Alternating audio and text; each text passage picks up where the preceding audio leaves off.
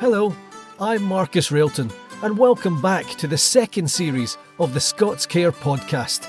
ScotsCare is the only charity dedicated to helping disadvantaged Scots in London through a range of support, including financial grants, advocacy, counselling and sheltered housing for older Scots, job coaching, social events, befriending, and support for children and families. The charity's been running for 400 years to help break the cycle of poverty experienced by some Scots. In the new series, I'll be chatting with guests from all walks of life, from celebrities and authors, athletes and actors, business entrepreneurs to academics, all with one thing in common: Scots heritage. And they enjoy a good blether. Tyler Collins joins the ScotsCare podcast this week. Originally from Anchorage in Alaska, Tyler is an adopted Scot, having lived in Glasgow for over a decade now. He's even had the privilege of leading the Tartan Day Parade last year in New York City. Now that's Scottish. If you don't already know, Tyler is an actor, but shot to fame, or maybe notoriety in 2023, when his demonstration of pinpoint accurate Scottish accents went viral on TikTok. It had way over 1 million views. I'll put a link to the video in the show notes so that you can enjoy it for yourself. We talked about how a lad from Alaska ended up in Glasgow and why he stayed. We spoke about how difficult a career as an actor can be, no matter how talented you are. And I asked him about a wonderful film he was in called Where Do We Go From Here?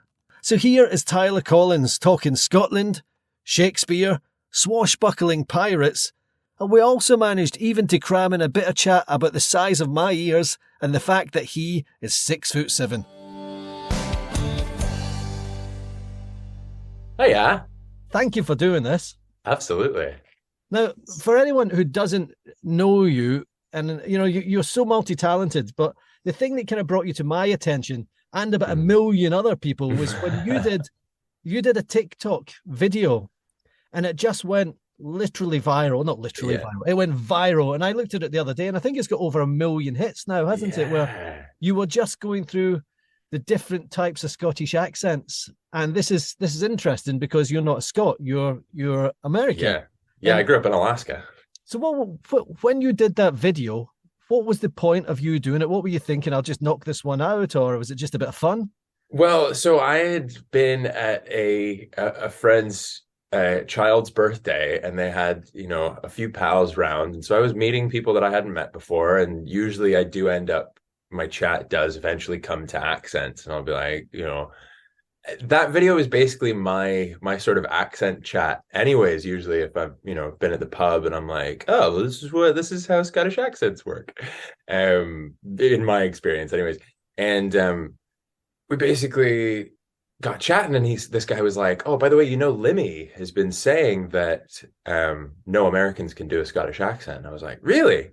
And I had just been doing a Scottish accent with this guy for about half an hour anyway. He's like, yeah, he keeps saying that. And I was like, okay, interesting. So I made one TikTok just saying, hello, Mr. Limmy.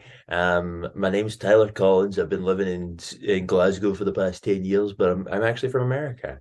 And it was once I started seeing traffic on my TikTok of people that I didn't know. And I was like, and it was mostly people being like, this is rubbish. This is it's all right, but it's not that good. And I was like, I don't know these people, but I'm starting to get traffic here. And I was like, oh, I need to make a follow-up of me doing a better version of that. Because the first video wasn't amazing. It was literally just me being like, for a laugh, and like, hey, Lemmy, I heard that you said that Americans can't do a Scottish accent. I think I'm the exception to the rule. And the next one was my chat that I had learned, which was like, Dundee's all in the back of your mouth. Fifers is pure sing-songy. The borders, they're very much, it's like that fine line as you get closer and closer to the border, and people get more and more Scottish sounding because they're like, oh, we don't live in England. So it was a follow-up of that, of saying like, right, okay, I need to do something that's better, that actually shows off the specificity of and the diversity of the accents as well, because that's always something that's really fascinated me about accents, is in the UK, you have hundreds of accents. For such a And small island, it's odd, isn't it's it? tiny. It's crazy when I first got here. And I mean, even because I tell this story all the time as well, it took me 2 months to be able to buy a phone in Scotland because I kept going into the shop and I was like, I can't understand anything anyone was saying. And they're like, oh, how are you doing? You got some details there? Say a page you go. Anyway, top up. I was like, I have no idea. This is just a series of noises. And I just, it was so confusing because this was not the Scottish that I had heard. But I realized recently that Mike Myers' Scottish accent is not a Scottish accent. It's a Scottish expat accent of somebody who's lived in Canada from Scotland who has had to slow their accent. Is he Canadian? Yeah, no, he's Canadian. He grew up in Canada, but I think his parents are Scottish or his grandparents are Scottish. And so he's been used to hearing a Scottish accent that has moved away. And so I heard my friend on the phone with her dad, and she is similarly Scottish, but grew up in Canada. And I listened to her dad, and I was like, her dad sounds like Mike Myers doing Shrek. Like he's proper doing this sort of Scottish thing that you say. It sounds like somebody's listened to too much Billy Connolly. And he's great, and he does the same accent. And So I Married an Axe Murderer. Oh, he'd move. Look at it. Looks like an orange and a cocktail stick. He's got a special pillow.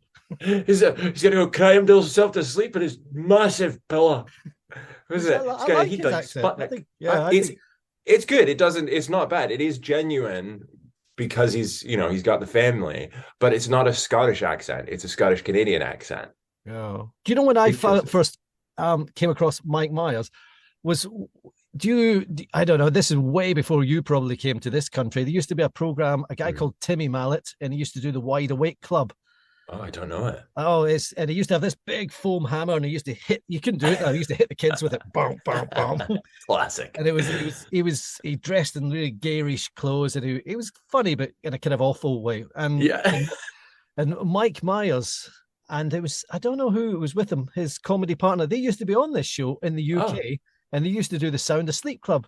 And it was just basically one gag that he did week in, week out. Because Timmy Mallet with his big hammer, with his mallet, would go, "We're wide awake." And then Mike Myers would go, "We are sound asleep." And he was brilliant at that. But this was years before Austin Powers or any of that. Oh, that's class. That's always fascinating, though, as well. Like seeing people, what they were doing before they got, their SNL audition or whatever. Yeah, when they went absolutely stratospheric. I remember going to see a thing with Alan Cumming in it. He's massive. Star, But I remember when he started off in the West End of Glasgow as a double act with, was it Victor and Barry? They were called. With Forbes Masson, who's amazing. I got to work with Forbes last year, and he is a phenomenal actor. Like honestly, he was something to watch. And so they were doing the Tron Panto and things like that. Forbes was writing Tron Panto as well. And so him and Alan, like you said. Let me ask you this then, and then I want to go back and I want to talk to you about you growing up in Alaska and how you got here. But let me ask you this just while we're on this. It's just that if you look at Alan Cumming and you look at Forbes Masson, and as you said, I saw Forbes and it was some Scottish drama a few years ago, and he blew me away because he go, "Wow, that's an actor!" Like proper, whoa. And I don't mean this in any disrespectful way to him, but being an actor, it's so arbitrary. It's so much just down to luck. And Alan Cumming has gone one way, and he's in The Good Wife, and he's in so much. And Forbes hasn't done that. He's how do you peg that in your head as an actor and a performer and a musician? Do you think I'm doing it because I want to do it, and whether I become Forbes or Alan is an irrelevance? Yeah, I've always been, I don't know, the idea of sort of making it or getting big breaks always felt a little bit, feels a bit dishonest to tell people that that's how things work, because that's the exception that makes the rule, basically. The idea of getting one big break. Most actors work a lot. Forbes works all the time. Like Forbes is a resident artist with Royal Shakespeare Company. Like he's a hugely respected actor, but he's not as much of a household name. People know him from The High Life, but Alan is a much bigger name, and that is down to luck. Yeah. Like, and my big thing that I've been kind of meditating on is the whole right place in your head, right time in your heart. You need to be in the right place at the right time. And if you're not ready for the jobs that are coming or the opportunities that are coming, then those aren't for you anyways. Like, I don't think I would have handled becoming really successful or getting lots of jobs in my 20s. I think I needed to become a little bit more of a human. I had 5 years of solid actor training that kind of made me more of a performer than a human, and I needed to be a human in order to perform well. Yeah. Being an actor is one thing, but you need to be a well-rounded individual outside of just being able to show up and do a character. But it's so much about luck. It's so much about hard work as well. But even some of the most talented and most hardworking actors I've ever met in my life, some of them don't get work, and it's crazy. Because you watch them, especially in Scotland, when you see people who just don't get the opportunities, and it is a total shame. Folk in London going down doing the same thing. When I graduated from uni, a lot of my classmates went right down to London, and those few years right after uni are always going to be tough. They're always going to be a slog, and London is so expensive. Just getting by means you're going to have to be working nearly full time in a job that they're going to allow you to go to auditions and go to meetings and have the time to learn things for auditions. And so the whole right place, right time, I'm grateful for where I've ended up. And I know so many people that feel the same way, but there's almost no rhyme or reason to this industry. Like, you couldn't have put bets down in my class of who was going to do well, because some of the most phenomenal actors in my year at uni have either stepped back from acting or are doing other things. Yeah, it's interesting, isn't it? And I think you've got a level of pragmatism there that you have to have. And it's interesting. Also, you're saying you come out and you're qualified as an actor, but you might not be not qualified as a person. Because I find that I think I had to get into my 40s before I kind of knew who I was. Totally. As a person. Before that, I was a bit kind of, do I think that? Do I think this? And I think I said this at the podcast before. My friend Duncan Pow is an actor, and he was in Rogue One. Yeah. He was just yesterday was his last day on Andor Series 2. And you go, that's great. And Duncan said to me when he was in, and we've used this as a little clip on the podcast. He says, when I got Rogue One, I thought, that's it. I'm made. I'm done. I'm not going to have to audition. They're going to send me scripts. They're going to cover me in gold. And he said he never worked for nearly a year after that. And that's Star Wars. So as you say, it's a bonkers industry. Well, and this crazy thing as well, because some folk that maybe wanted to work with him might have seen Star Wars on his CV and been like, oh no, we can't afford him. Well, that would be ironic. This is honestly, but this is what are the things that happen. There's like this lack of communication that happens, and people just assume that, oh, well, you've done that one big thing, then you're going to be busy, and then they don't ask you to do other projects, and you're like, no, I need work. Like, I got to pay my bills. Like that paid for like half the year, and now that money's gone. Like, this is the thing as well that so many people don't think about in our industry. They assume that just because you're on the telly that you've got money for days, and it's like the money that most folk across the board in the acting industry, the money hasn't gone up since I graduated. Like, actors' minimum wage is the same as it was in 2010, basically. Yeah. It's tough, isn't it? It's tough for everybody, but it's one of those things where you just kind of go, oh yeah, I kind of wish somebody had maybe told me when I was at uni that, like, it's really about working, not about becoming successful. Because my goal has always been, I would rather be the guy who everybody's like, oh him. Oh yeah, he was in that thing, and he was in that thing, and they don't know my name. I don't need. I just want to work with great people. I want to work with amazing people. When I was at uni, or when I was in high school, actually, I was like, the day I stop learning is the day I die. If you're a Scot in London and up against it, in ScotsCare, you've got a friend. Well, let's go back to the beginning then, because you talked about high school. You grew up in Anchorage, Alaska. And I have to say to you, everything I know about that, I learned from a Michelle Shocked song. That's Amazing. it. It's a lovely song, but I know it's the largest state in the Union. And I think that's me done. But that's all right. So and then I looked you up and it said this is where you grew up. And I looked up Anchorage and it seems very industrial. It seems, oil and gas, heavy industry. Oh, yeah. Military. Was your family in the military? How did you end up growing up there? So my dad was drafted during the Vietnam War, and my mom grew up in Connecticut and my dad grew up in Louisiana. And so I've got like half my family is like the northern side and half my family is the southern side. And my mom drove through the Alcan Highway when she was about 12, not herself. She went with her family. They drove in a like little VW Bug all the way through Canada and moved to Anchorage. Now, my dad was drafted in the Vietnam War, and they were like, do you play an instrument? And he was like, yeah, I play the baritone euphonium. And I'm like, okay, come in. I was like, all right, okay. Come and audition for the Army Band. And he got into the Army Band, and then they asked him, they were like, do you want to be stationed in Southeast Asia? This is during Vietnam, mind you. Or do you want to be stationed in Alaska? And he was like, I'll take Alaska, please. So he ended up in the Army Band, I think at Elmendorf, in Anchorage, and met my mom, and that was all history. I have read that if you come from an island, you're a type of person, or if you live by the sea, you're a type of person. Does it shape you as a person? Does it maybe this is where your pragmatism comes in a bit more? Does it shape you when you grow up somewhere as not disconnected, but certainly remote? Does that shape you as a person? Well, so I say that Anchorage, the stereotype of somebody from Anchorage or Alaska really is that you phone the wrong number and you still spend 2 hours on the phone. Yes. So you phone, and be like, oh my gosh, who are you trying to get in touch with? Oh, I know them. I went to school with them. Oh, my daughter knows them. Oh, they work together at Great Harvest or whatever.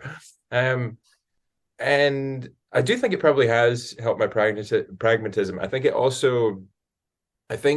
Anchorage, like I would say that typically like an Anchorage accent, I tried to figure out what the common denominator from people from Alaska, and people from Alaska tend to finish their sentences going down.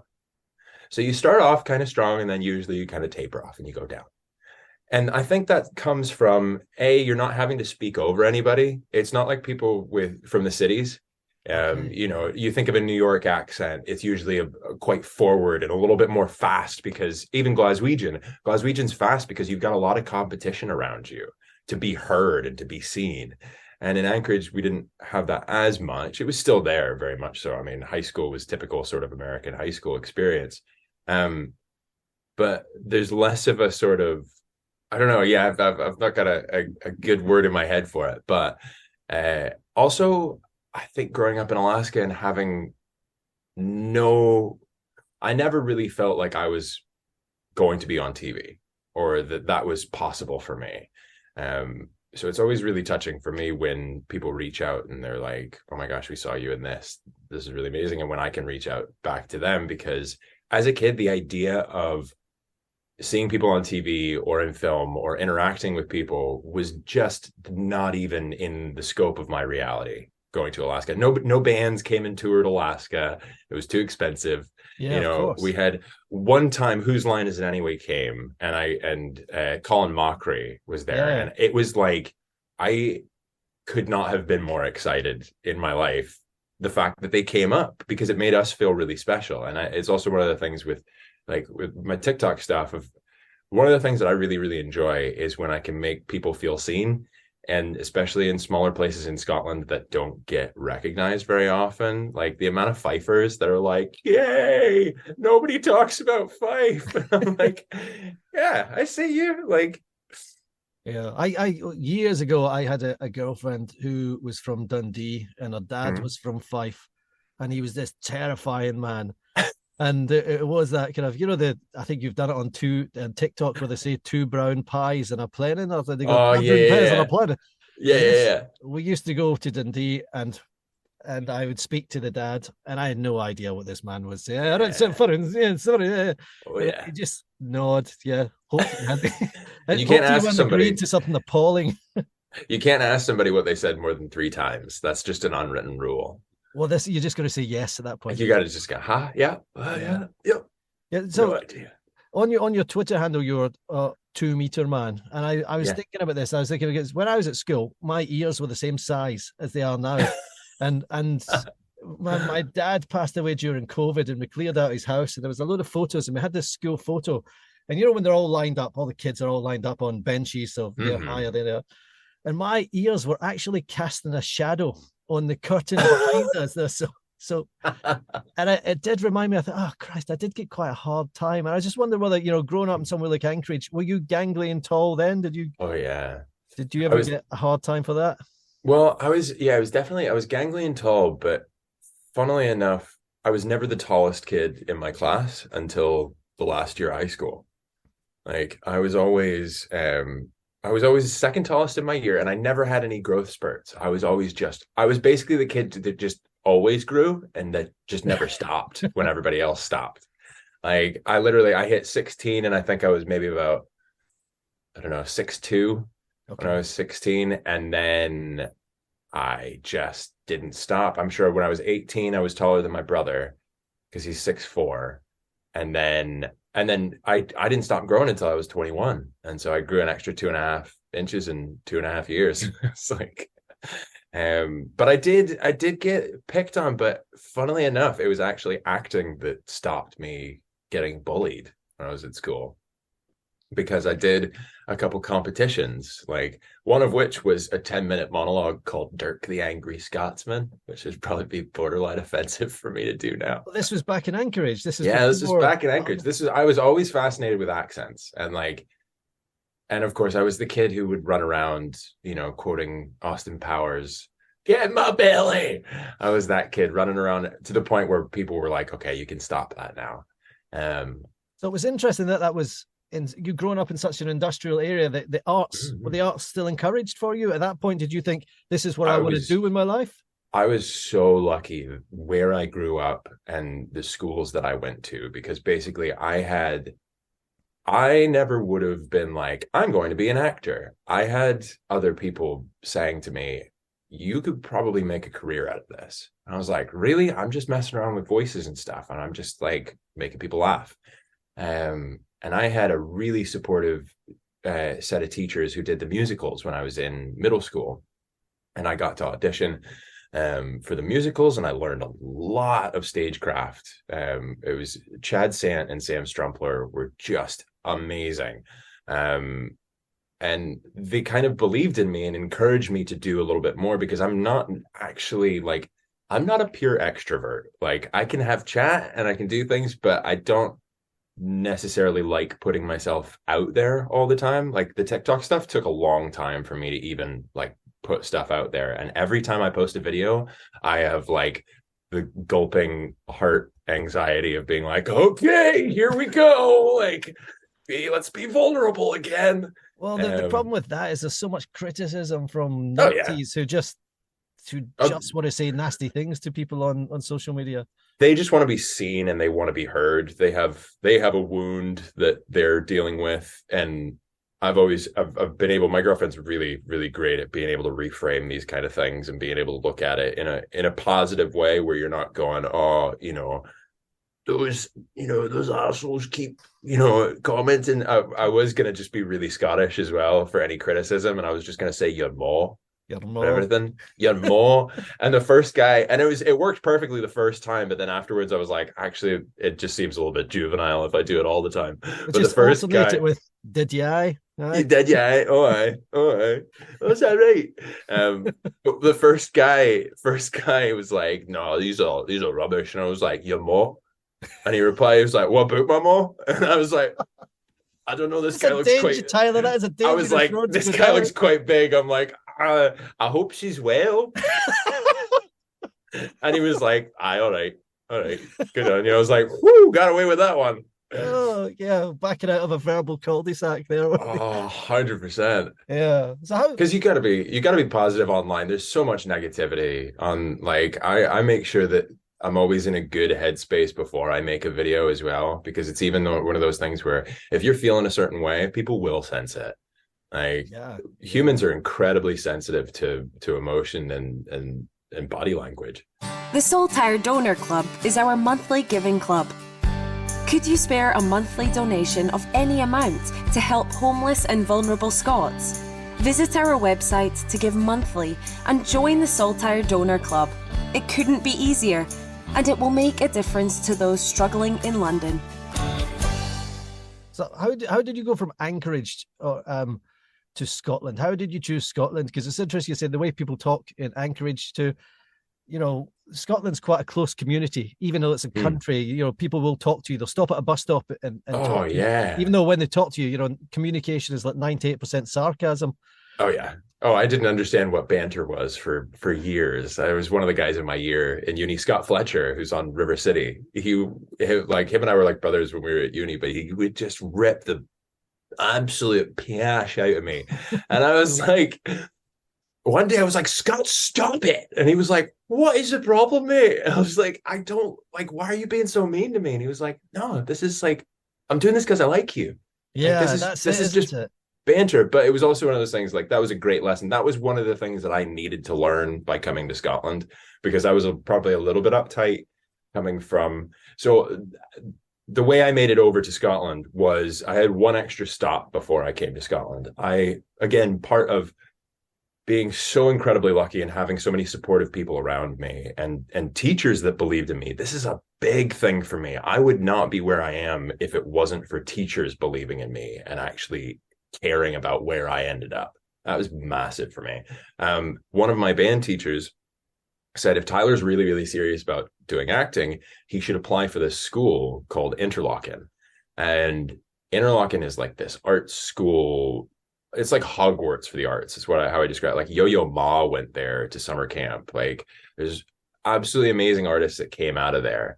And I went and auditioned, and I thought I was auditioning for the summer camp. And my dad was like, no, we're thinking about sending you here for school. And I was like, well, but what about my friends? Like, what about everything back home? And he was like, well, we think you'll be able to get into better colleges if you're able to get a scholarship to go here. And so I was able to get a bursary and a scholarship, which I wouldn't have been able to go if I hadn't had those. It was absolutely amazing. Got there. They have a really good connection with Royal Scottish, because the head of the department at Royal Scottish used to come specifically to this high school, Interlochen, to audition the Americans, because they knew they were getting really, really disciplined kids. We had like 4 hours of academics a day, 4 hours of acting classes, and 2 hours of rehearsal, plus 4 hours of homework every night. It was intense. Yeah, but that also meant that coming to Scotland was the best possible thing for me, because everybody was like, mate, just chill out. Like, you don't need to be so uptight. Like, just enjoy. Like, we're going to the pub. Like, chill. Like, okay, but what about like staying here and playing piano and doing all these things? And I got to put in all my time.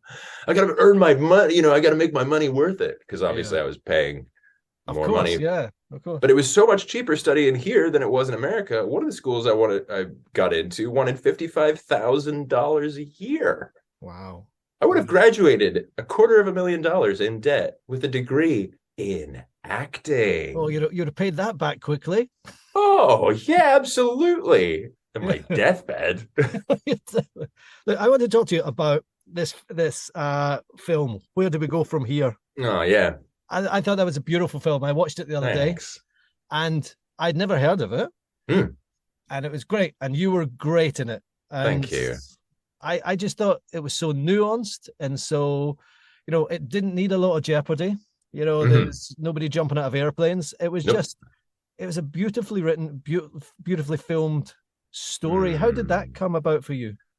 So that was the sort of culmination of so me and John McPhail had been working together on 4 short films in the years before, and John had a really good idea, which was we make 3 short films. 1 buddy comedy, 1 dark comedy, and 1 romantic comedy. And we see sort of what does the best out of those. And we ended up doing another romantic comedy for a short film competition, which was the Virgin Media Short Film Competition, which we ended up winning the Audience Choice Award. We got like $5,000 of Nikon camera equipment. Wow. We got $5,000 of funding towards our next film. And we were basically, we said to them, we're like, do you mind if we put that towards our feature film? Because we've been really building to do this. So we raised We raised money. We filmed the whole feature film on 60 grand. Wow. We shot it in 16 days. That This was, does not look like 60 grand worth of film. It looks a lot. I know. Well, when we got to the edit and we were like, well, and the thing was as well, because me and John were spending John was editing it to save on costs. He had directed it and written it. Like I've been his soundboard for the scripting and stuff, but it was John's baby. John actually wrote it the idea came to him based on a piece of music that I had written. But then when it came to doing the final film, I did the score as well. And so again, another way of cutting costs and being like, right, we're just doing this. We just wanted to make stuff. But when you talk about it, that almost makes it sound like a cottage industry, and it's not a cottage industry film. No. This thing is on Amazon, and it's beautiful, and it looks fantastic. Yeah. Well, I mean, we were looking at the edit when we first got it, and we were like, oh my gosh, this looks like a real film. But we shot it as well. Like we beg-barred and stealed absolutely everything. Like I think we had about 7 different cameras that we could use at any one time, and they were all cruise cameras. It was like different people in the crew, like Grant McPhee, the director of photography, had 2, one Blackmagic and one other. And so we were like, okay, so we got camera A, camera B, camera C, camera D, like we had, and it was great. But we were able to also borrow one of the cameras from the conservatoire, because me and John both went to Royal Scottish, and we were like, hey, you know that Red Epic camera that you have just sitting around? Do you mind if we borrow that for the summer? And they were like, no, absolutely, go for it. Like, we trust you. Like, we know you're not gonna, hurt it. Yeah. It was lovely. And then the other thing that my daughter likes you in is Swashbuckle. So, so this is a CBeebies or CBBC production for kids, and you're great in it. It's a show about pirates. But aimed at the very young. And so my thought was, you're doing that movie, and then you're doing Swashbuckle. Are you happy doing both, or do you do Swashbuckle because it's obviously a lot of fun, or do you worry that somebody will go, oh, that's the guy from the kids stuff, so we don't want him to, as you were saying earlier, we don't want him to play that gritty serial killer role? Yeah. Well, so this is interesting, because I've not really reached that point in my career where I'm getting offered the Netflix serial killer roles. But it is a good question. Like I think I have been able to work more because I've said yes to things that other people maybe wouldn't have. I know people who turned down the opportunity to audition for Swashbuckle because they were like, it's not really my thing, which is totally fair enough. Like, some people don't want to do it. But because I've done Swashbuckle, I have now done the CBeebies Presents stuff, which is like their the Christmas show and the Shakespeare's. Now, if I hadn't said yes to that, I wouldn't have just played Malvolio on the Globe stage with CBeebies, which has been an absolute highlight in my career. Like, It was awesome.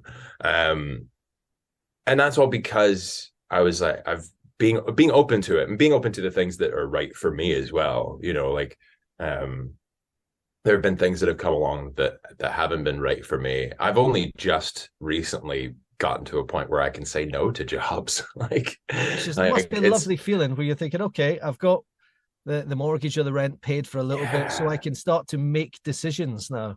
This is the thing, and like, voiceover has been a really big safety net for me. Like, having voiceover work and having it as regularly as I've been able to do, touch wood, it continues. Voiceover has been the one thing that has made acting more doable, because the industry is just in a bit of a shambles right now. Like, theater work doesn't pay enough to make a living. And TV and film is few and far between. So when you get it, it's amazing, it's great. But if you're not getting it as regularly as the people who are on, telly all the time, it's tricky. Yeah. Do you have a plan? Are you more of an organic, led by your heart? Or, because when I look at you, I see that the funny stuff and the Swashbuckle, but I can't imagine you in a Star Wars spin-off, or I can imagine you as a gritty Canadian cop saying stuff like a boot. Oh, I'd love that. Yeah. Bring back noir thriller. Bring back Fargo. Yes. I mean, I kind of, like I said, I want to work with amazing people, and I think that's always been the goal. And so the idea of working on new and different projects is always going to be exciting for me. I think I've definitely started to get a little bit of an itch in my back teeth of wanting to do something a little bit grittier. I have not done anything serious for quite some time. I've done a couple readings of things and been like, oh yeah, like forgot about like how meaty it can be when you really get a character that you maybe you don't agree with, and you actually have to empathize with somebody that you think is horrible. And this is the thing as well for me. I think some of the best actors to play bad people, to play bad guys, are all nice people because they can genuinely empathize with their character without judging them, without going, oh, I'm evil, twirl my mustache. It's about Heath Ledger does it absolutely amazingly. Obviously, this is the Joker, but also in a film called Candy, where he plays a junkie, and you watch him not judging his character the whole time while he's doing some of the worst things you could do, and you're just going, "Oh, why am I empathizing with you?" And you go, because the actor's empathizing with the character. It's really fascinating. I love that. I really enjoy the psychology of that. Yeah, that does. Yeah, that makes it very interesting. Listen, thank you for joining me today. It's been absolutely brilliant. I will say goodbye now and say tatty bye. Tatty bye. And hopefully speak to you again. Amazing. Thanks so much for having me, Marcus. See you later. Tatty bye. Bye. ScotsCare. Helping to break the cycle of deprivation for Scots in London.